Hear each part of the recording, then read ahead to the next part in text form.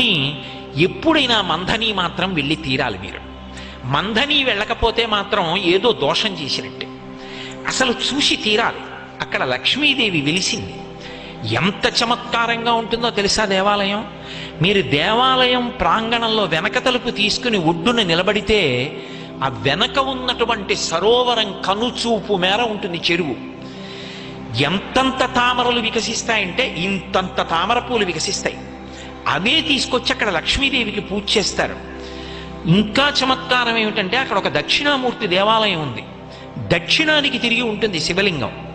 దక్షిణానికి తిరిగి ఉన్నటువంటి శివలింగం దగ్గరికి ఇప్పటికీ కూడా బ్రహ్మాండమైనటువంటి నాగుపాం తిరుగుతూనే ఉంటుంది. అందరికీ దర్శనమిస్తుంటుంది. మంథని పరమాద్భుతం. గోదావరి ఒడ్డున కోరి కోరి వెలి. అసలు మంథని నేను చెప్పలేను. దాని వైభవం